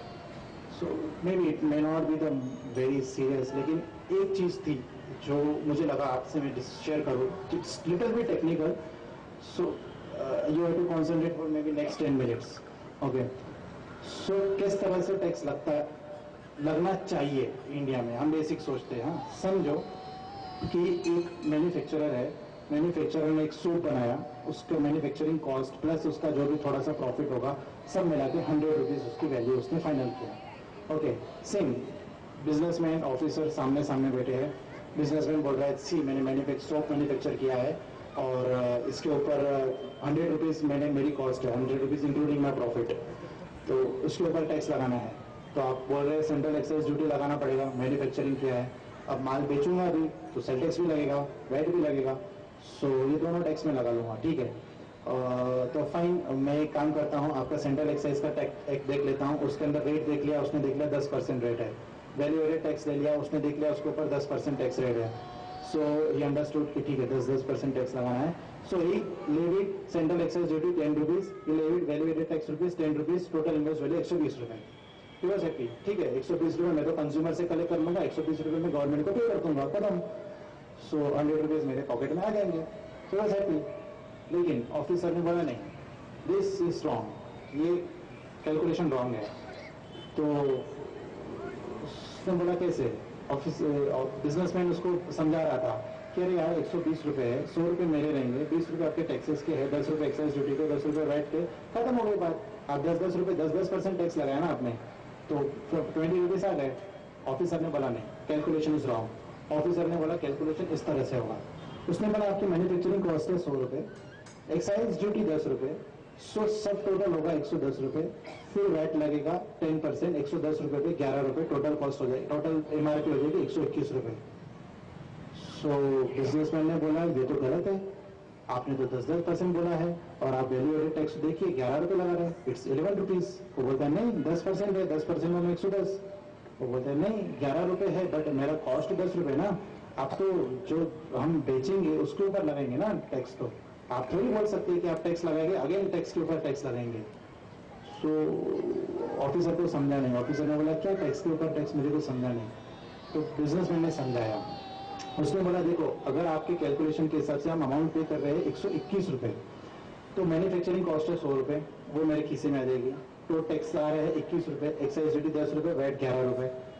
Okay sir ने बोला ठीक है ये कैलकुलेशन करेक्ट है। तो बेटा आपने रेट बोला था 10 रुपए का, 10% का, एक्साइज का वैट का दोनों का 10% का। So there should be excise duty of 10 rupees, VAT should be of 10 rupees. आपने जो ये वैट 11 रुपए लगाया है, इसमें 10 रुपए मैन्युफैक्चरिंग कॉस्ट के वैट है और 1 रुपया आपने जो वैट लगाया वो एक्साइज ड्यूटी के ऊपर लगाया। एक 10% ऑन एक्साइज ड्यूटी ऑफ ₹10। इसका मतलब है आपने पहले एक्साइज ड्यूटी लगाया, उसके बाद उसके ऊपर वैट लगाया, उस टैक्स के ऊपर टैक्स। टैक्स तो ले रहे हो लेकिन टैक्स के ऊपर टैक्स। सो मुझे कुछ नहीं, मैं तो कंज्यूमर से कलेक्ट करके आपको पे कर दूंगा, लेकिन consumer is bearing this. Consumer को 120 रुपए में प्रोडक्ट मिलना चाहिए और 121 रुपए में मिल रहा है, 1 रुपए ज्यादा पे कर रहा है ऑन 120 रुपीज। अज्यूम कीजिए लार्जर अमाउंट पे कितना अमाउंट जाता होगा। सो this was very serious issue. So officer को भी समझा हाँ this is very serious issue. इसे टेक्निकल टर्म्स में बोलते हैं cascading effect, tax on tax, tax के ऊपर टैक्स लगाया, डबल टैक्सेशन। ओके, इसे बोलते हैं cascading effect in technical terms. इस चीज को रिमूव करने के लिए, इस चीज को रिमूव करने के लिए गवर्नमेंट थोड़ा सा समझे, गवर्नमेंट को पता चला, पार्लियामेंट को, this is serious issue and this should be removed, and they are now coming with GST. Okay, so again businessman के पास आ जाते हैं। बिजनेसमैन ने अगेन वो इशू रेस किया, यार आप इतने सारे प्रकार के टैक्स लाते हो, एक सिंप्लीफाइड कर दो ना, इतने सारे इनडायरेक्ट टैक्स लगा रहे हो, central excise, custom duty, service tax, value added tax, central sales tax, miscellaneous other tax, इसको कंबाइन कर दो ना। जैसे इनकम टैक्स एकदम कंबाइन कर दिया है, इनकम टैक्स में अलग अलग रेट्स है, सैलरी में से इनकम आई तो उसी इनकम टैक्स ही कवर करेगा, प्रोफेशन बिजनेस प्रोफेशन में से आया तो इनकम टैक्स ही कवर करेगा, हाउस प्रॉपर्टी में से आया, कैपिटल गेन हुआ तो सब इनकम टैक्स ही कवर करता है, इसे भी एक कर दो। सो गवर्नमेंट इज ट्राइंग, अभी तक जीएसटी आया नहीं है, government is trying to implement GST, और ये सब acts, central excise, custom, service tax, value tax, central excise tax, miscellaneous अगर, एक ही एक्ट में कवर हो जाएंगे, goods and service tax. Okay, और आ जाएगा goods and service tax for indirect tax, completely indirect tax. फिर भी थोड़े से पॉइंट्स रहेंगे, लाइक इंपोर्ट करते हैं जब कस्टम ड्यूटी पे करते हैं, जब वो जीएसटी में कवर नहीं करना चाहते वो लोग, because compliances are little bit different, so वो लोग कवर नहीं कर सकते, लेकिन मेजरली बहुत सारे टैक्सेस जीएसटी के अंदर कवर हो जाएंगे। सो जानते कुछ थोड़ा सा जीएसटी के लिए, जीएसटी क्या है। Okay, basic principle of GST is सब मल्टीप्लाई ऑफ टैक्सेशन को एक सिंगल स्ट्रीम में लेके आना। That is behind basic principle of goods and service tax is to have single taxation system for goods and service tax across the country. After GST दो प्रकार के tax लगाए जाएंगे, एक रहेगा स्टेट लेवल जीएसटी, दूसरा रहेगा central level GST. State level GST वो सब एक्ट को सबस्यूम कर देगा जो स्टेट लेजिस्लेचर लगाता था, like value added tax, tax on entry of goods, tax on profession, ये सब टैक्स एसजीएसटी के अंदर कवर हो जाएंगे। ओके, और सेंट्रल लेवल जीएसटी कवर करेगा वो सब टैक्स जो पार्लियामेंट ने लेवी किए थे, like central excise, service tax, ये सब कस्टम्स का, एक्सपोर्ट ड्यूटी, इंपोर्ट नहीं, import they have kept outside the scope of GST, but export duty they have covered in CGST. So CGST will cover all the taxes which are levied by parliament. There will be one more advantage of GST, that excise duty में अलग अलग commodities के लिए अलग अलग rates दी हुई है। खाने के तेल के लिए अलग, जो सर पे लगाते तेल उसके लिए अलग रेट। अब बहुत सारे इश्यूज है, लाइक कोकोनट ऑयल हमारे वहाँ सर पे लगाते हैं, लेकिन नॉर्थ इंडिया में जाओगे तो लोग वहाँ पे coconut oil as edible oil use करते हैं। So there are many issues in current existing system, अलग अलग कमोडिटीज के अलग अलग रेट्स है, but in GST there will be only two basic rates, only two rates. One will be for necessary goods, जो चीजें हम नेसेसरी में लगती है उसके लिए एक रेट, और जो चीजें जनरल पर्पस के लिए, लाइक कंफर्ट जोन के लिए, कार है, चॉकलेट्स है, these are not necessaries but these are general things which we use in our daily life. Cosmetics है, दीज आर नॉट नेसेसरीज, हम तेल नहीं लगाएंगे तो कुछ नहीं होगा, ऐसा कुछ नहीं होगा, हम मर जाएंगे, but these are necessary general things. So इसके लिए एक टैक्स रेट रहेगा। There will be one more tax rate, they have not mentioned it, but it's a like zero rate. मैं ऐसे बोलता हूँ, zero rate is also tax. अगर आप गुड्स एक्सपोर्ट करते हैं तो उसके लिए गवर्नमेंट जीरो रेट लगाती है। So zero rate is also a tax type rate, type of rate. one more initiative of GST. Single registration. This is very serious issue for GST, I guess, in my opinion. Single window for GST. They are trying to merge all these acts, so they will, ये सब government इंसान को एक bracket में लाना चाहती है. एक जीएसटी के अंदर एक यूनिक आइडेंटिफिकेशन नंबर दिया जाएगा जो पेन के साथ कनेक्टेड रहेगा, पैन कार्ड के साथ. इसका इफेक्ट बताता हूँ मैं क्या होगा. इनडायरेक्ट टैक्स में जीएसटी रहेगा, डायरेक्ट टैक्स में इनकम टैक्स रहेगा. इनडायरेक्ट टैक्स में इंसान को आइडेंटिफाई करने के लिए वो यूनिक आइडेंटिफिकेशन नंबर देंगे, और इनकम टैक्स में इंसान को आइडेंटिफाई करने के लिए पैन नंबर देते हैं. इंसान है असेसी, कंपनी रहा तो assessee, I am talking about simple people. So इंसान को आइडेंटिफाई करने के लिए पैन और यहाँ पे यूनिक आइडेंटिफिकेशन नंबर, और वो दोनों इन दोनों को लिंक कर देंगे. So what will happen? You cannot evade the tax. You cannot show the different amount of tax in indirect tax, and you cannot show the different amounts in direct tax. आप एक bracket में आ जाओगे, आपका पूरा data government के पास एक ही जगह आ जाएगा. आज की डेट में क्या है, पैन के डायरेक्ट टैक्स डिपार्टमेंट के पास अलग डेटा है, इनडायरेक्ट टैक्स डिपार्टमेंट के पास अलग डेटा है, और वो कभी प्लग नहीं कर पाते हैं कि एक इंसान का डेटा मैच हो रहा है या नहीं. सो बहुत सी बार ऐसा भी इवेजन होता है कि डायरेक्ट टैक्स में अलग फिगर डाल दो, इनडायरेक्ट टैक्स में अलग फिगर डाल दो, so that you will not caught, because वो लोग कभी मर्ज नहीं है. लेकिन जीएसटी के अंदर this is going to be a very serious issue for those who are evading the tax. एक सिंगल यूनिक आइडेंटिफिकेशन नंबर देंगे जो पैन के साथ कनेक्टेड रहेगा, like Aadhaar card. Aadhaar card आपका एक सिंगल आइडेंटिफिकेशन नंबर है जो आपके बाकी सब प्रकार के डॉक्यूमेंट्स को कनेक्ट करता है. This will be also single unique identification number जो आपके पैन के साथ कनेक्ट रहेगा. You are going to be caught in a bracket. जो लोग टैक्स चोरी कर रहे हैं, नो आपको पता है 93% are filing the returns, 97% are not filing the returns. So those who are liable to file, they are going to court. Okay, so this was brief about GST. There are many advantages of GST like reduction in multiplicity of tax. इतने सारे tax एक जगह पे आ जाएंगे.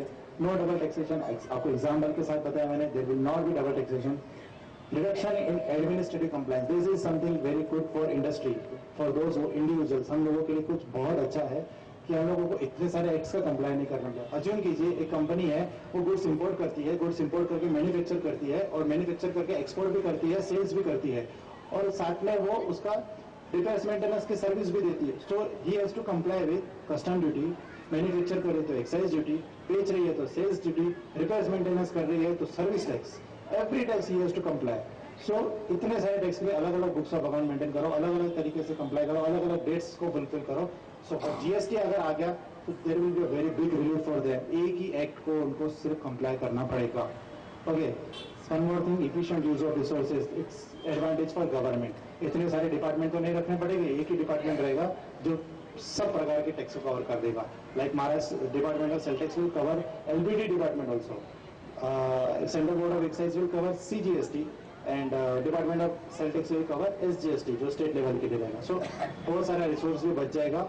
Unique identification number आ जाएगा तो हम इजीली इंसान को कॉट कर सकते हैं, जो आज की डेट में किसी टैक्स एवेडर को पकड़ नहीं सकते. सो जीएसटी आने से ये भी आ जाएगा.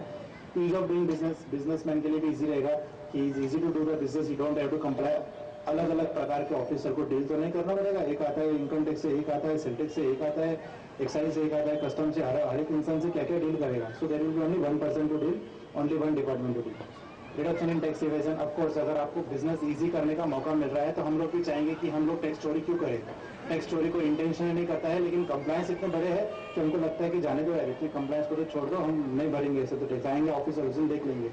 ईज ऑफ डूइंग बिजनेस होगा तो लोग भी सोचेंगे कि हाँ इट्स वेरी गुड. सो हम लोग टैक्स चोरी नहीं करेंगे, प्रॉपर टैक्स पे करेंगे, प्रॉपर स्लिप करेंगे. So these are few advantages of GST.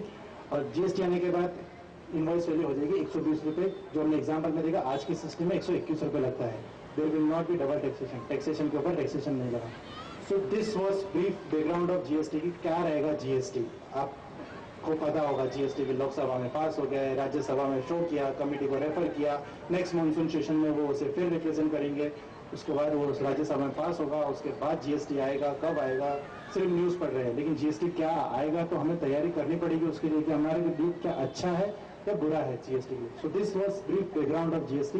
It's always good for us. It's really good for us. पहली बात तो प्राइसेस कम हो जाएंगी. लाइक दिस एग्जांपल, 1 रुपए से प्राइस कम हो जाएगी. Second thing, compliance issues will be very less. Like अभी इतने सारे नहीं रहेंगे. only one compliance will be there. So this was brief background of GST. इसमें एक point ऐसा है that I already mentioned. One more serious initiative of GST is that PIN-based identification number will be allowed to each taxpayer to have integration with direct tax. This is not a single step by the government to catch the person in a bracket.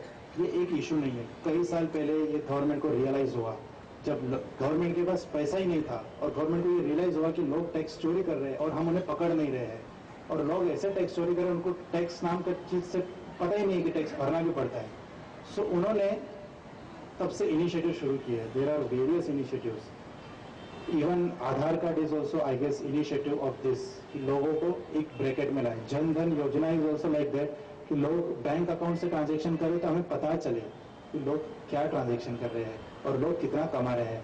सोचिए, अगर आप आपकी income दिखा रहे हैं 1 लाख रुपए, 1.5 लाख रुपए, और आपने अगर आपके बैंक अकाउंट से एक्सपेंडिचर किया है आपके घर के लिए 3 लाख रुपए, आपके घर में शादी थी और आपने किसी को चेक दिया 3 लाख रुपए, और आप बता रहे हैं कि मेरी इनकम 1.5 लाख रुपए. सो आपके बैंक अकाउंट बता रहा है कि आपने खर्चा किया 3 लाख रुपए, कहाँ से लाया आपने एक्स्ट्रा के 1.5 लाख रुपए. सो this is also one more initiative of the government कि वो सबको बैंक अकाउंट ओपन करा के, this good, this not bad. हम लोग बैंक अकाउंट से कनेक्ट हो गए, बैंकिंग सिस्टम से कनेक्ट हो गए, this good. This bad for those who are evading tax. जो लोग टैक्स चोरी करते हैं उसके लिए ये it's very really going to be dangerous. We are going to caught in this case.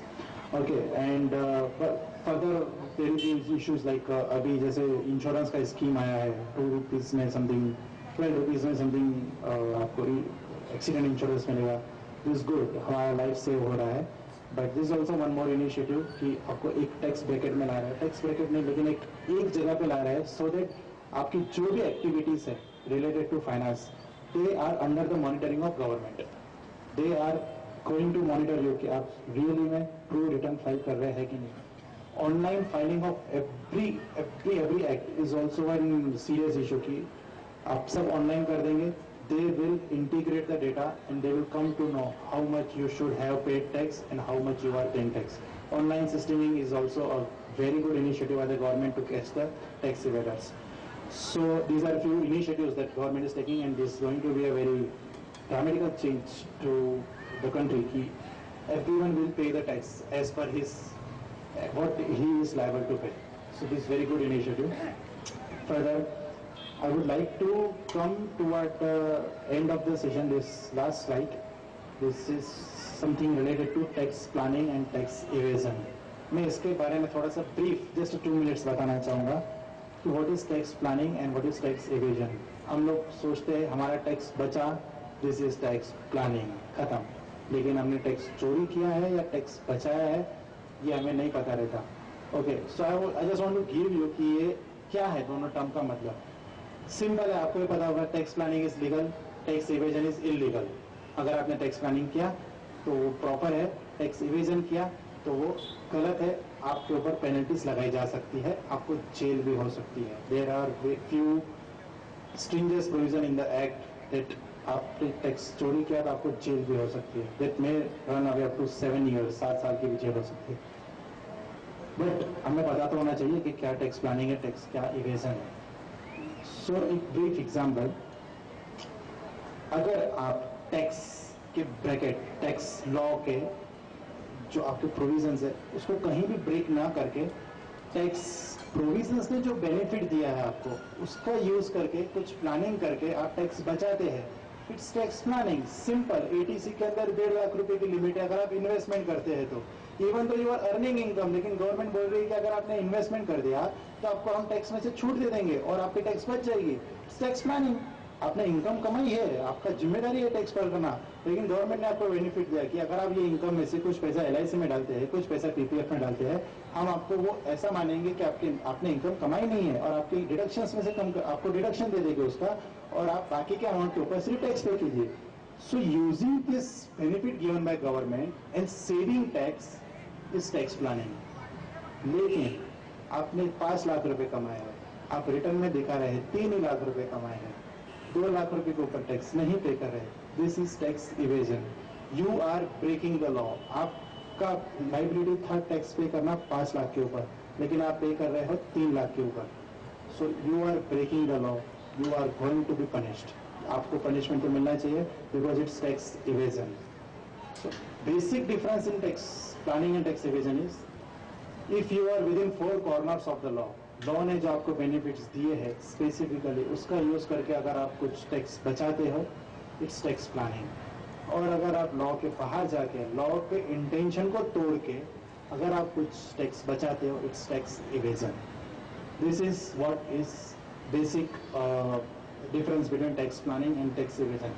Coming to basic slides, we understood just a brief what we understood. They were like, what is tax? Tax क्या है? Why is tax levied? Tax क्यों लगाया जाता है? Who has given the power? Of course, Constitution has given the power. उसके बाद हमने देखा कि किस तरह से law बनता है. How the law prevails. Article 265, 245, 246, Schedule 7 देखा. What type of tax there are? Two types of tax: direct tax, indirect tax. What is the responsibility of every citizen person? Pay the tax and file the return. Again we come to little bit discussion, technical discussion for GST. हमें पता चला कि GST क्या है. Again थोड़ा सा हमने देखा टैक्स इवेजन क्या रहता है, टैक्स प्लानिंग क्या रहता है. So this was brief what I know that individual should know. उनको पता चलना चाहिए कि ये this is what taxation structure in the country. So इतना मैं बताना चाहता था कि ये टैक्स इवेजन है. फर्दर वन मोर पॉइंट मैं आपसे डिस्कस करना चाहूँगा रिलेटेड टू करप्शन. कि हम लोग हमेशा बोलते हैं corruption corruption corruption, government is corrupt and people are corrupt, हम क्या करें. बट इन माई ओपिनियन, मेरे पास इतना एक्सपीरियंस नहीं है, but whatever I am telling as per my experience, in my opinion government is less corrupt, we individuals are more corrupt. आप मुझे बताइए, हम लोग जब गाड़ी चलाते हैं पुलिस वाले ने पकड़ा, वो थोड़ी बोलता है कि आप 100 रुपये दे के छूट जाइए. वो तो अपनी पावती के लिए बोलता है. वो तो बोलता है इतना फाइन है, अपना इतना भरना है, रिसीट भरना है.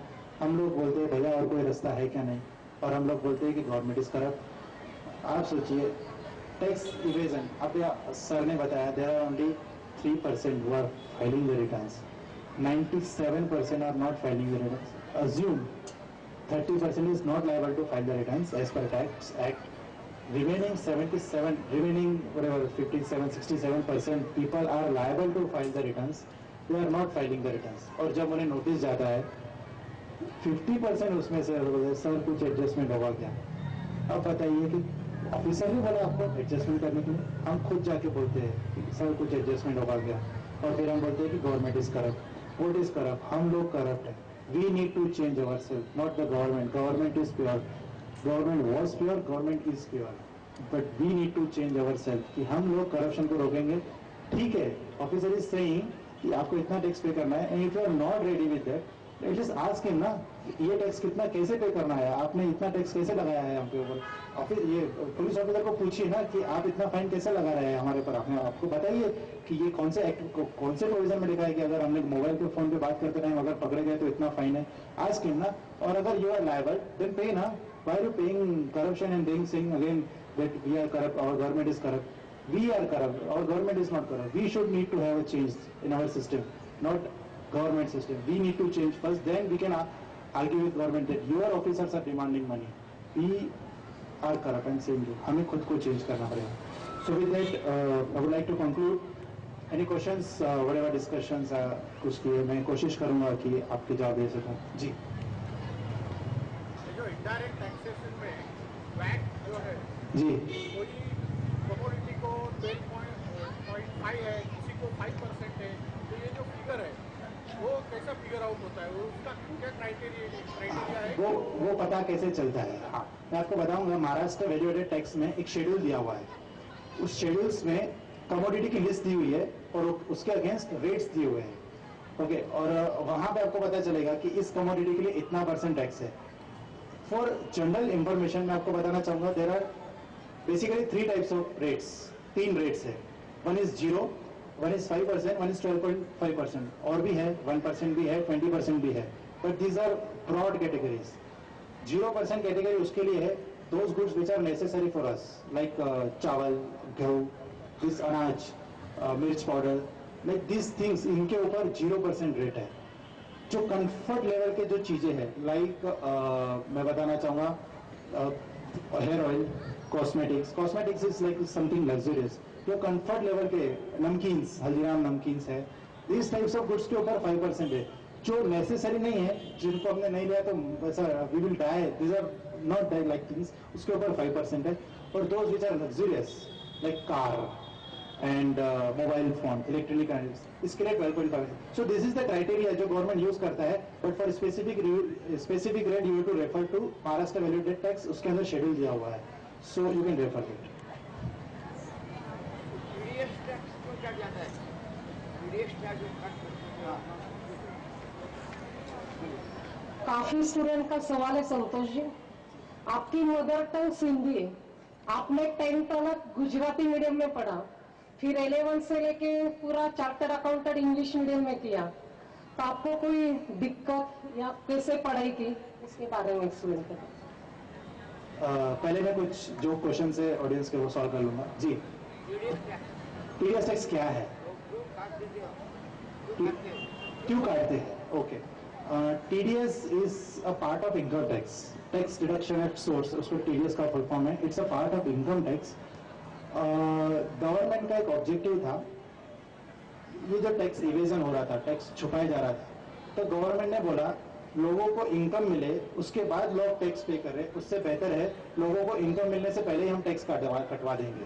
ओके, सो उन्होंने क्या किया, कुछ कैटेगरीज बनाई, लाइक इस प्रकार के अगर आपको रिसिट्स मिलती है, जैसे कि इंटरेस्ट मिलता है, सैलरी मिलती है, रॉयल्टी मिलती है, उसके बाद कुछ winnings from games, horse races, ये सब जो मिलते हैं, रेंट मिलता है, प्रोफेशनल इनकम मिलती है, उन्होंने रिस्पॉन्सिबिलिटी बढ़ाई हर एक इंसान को, अगर आपने इस चीज का पेमेंट किसी को दिया उसके को आपको टैक्स डिडक्शन करने का है। ओके, लाइक फॉर एग्जांपल आपने रेंट पे किया था, सो गवर्नमेंट ने बोला कि अगर आप रेंट पेयर है, आपका बिल्डिंग का रेंट साल में 1,80,000, current limit is I guess 1,80,000। So अगर आपका रेंट का लिमिट 1,80,000 के ऊपर जाता है साल भर में, तो आपके लैंडलॉर्ड को जो पेमेंट करोगे उसके पहले TDS काट लेना है आपको। वो इनकम अर्न कर रहा है, उसको इनकम देने के पहले गवर्नमेंट ने TDS कट करवा दिया, मतलब उसका टैक्स कट करवा दिया, और हमके ऊपर रिस्पॉन्सिबिलिटी बना दी, जो पेमेंट कर रहा है उसको उसका टैक्स कट करके हम लोग पे करेंगे उसके बिहाफ पे। So it's tax he's, but we are paying tax on his behalf. So इससे क्या हो जाएगा, again it's a major of tax evasion, कि टैक्स इवेजन को कैसे पकड़ा जाए। एक तो गवर्नमेंट को ये पता चल जाएगा कि उसने 1,80,000 पे इनकम कमाई है, उसकी टैक्स गवर्नमेंट को मिल जाएगी। अगर उसने 1,80,000 अपने उसके रिटर्न में नहीं दिखाया तो गवर्नमेंट को पता चल जाएगा कि ये टैक्स इवेजर है, तो उसके अदर इनकम भी गवर्नमेंट पकड़ सकती है। So it's a type of protecting the tax evasion, कि टैक्स इवेजन नहीं होना चाहिए, इट्स अ टाइप। और ये टैक्स डिडक्शन होता है जब हम पेमेंट करते हैं, सर्टेन टाइप्स ऑफ टैक्स, जब हम पेमेंट करते हैं, टैक्स पेमेंट मेकर जो जिस सर्विस लेके जो पेमेंट करता है, पेमेंट करने से पहले उसका टैक्स काट लेना है और उसके बिहाफ पे गवर्नमेंट के ट्रेजरी में डिपॉजिट कर देना है। This is what tax deduction at source. Okay service tax ji,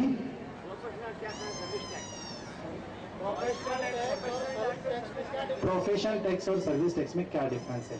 okay, professional tax, पहली बात तो स्टेट लेजिस्लेचर के पास पावर है, service tax is levied by parliament.